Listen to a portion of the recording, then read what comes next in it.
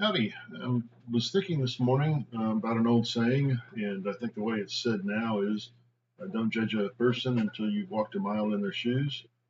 And I was thinking this morning about how different our politics and our world would be if, in fact, we were to put that idea into practice. I'm not suggesting that all beliefs are equal and everybody is right and that everything that everybody else thinks ought to be treated the same way by everybody else as they think they ought to be treated.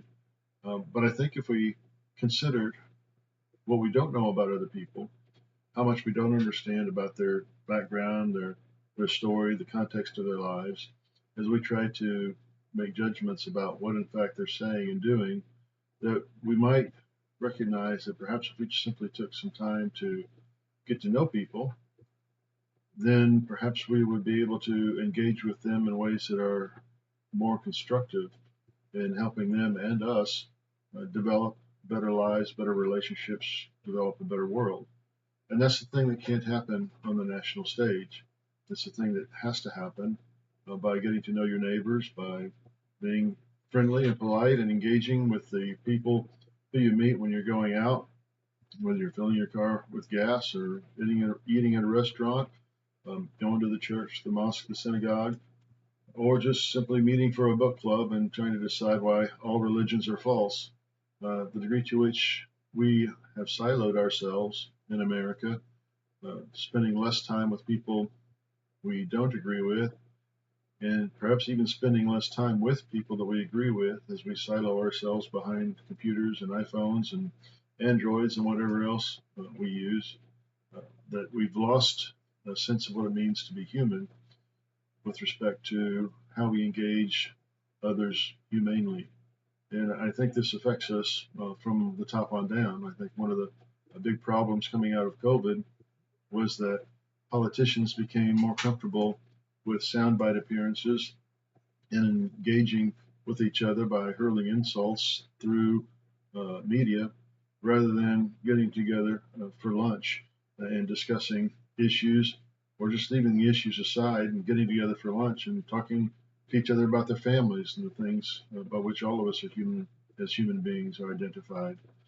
So anyway, just kind of crossed my mind this morning as we head into a political season where the political brands are trying to develop slogans that demean the other person and the people on the other side, that in fact it would be helpful if we could have politicians and leaders at all levels of society restore a sense of civility, a sense of recognizing that it has human beings while we all have beliefs about how things ought to be and hopefully are trying to live in that way.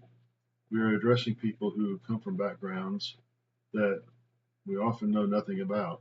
We may have a lot of assumptions, but how much knowledge do we actually have? And it may be that our understanding of what ought to be simply does not make sense from the perspective of life that the people we're talking to were raised in or living in or facing day to day.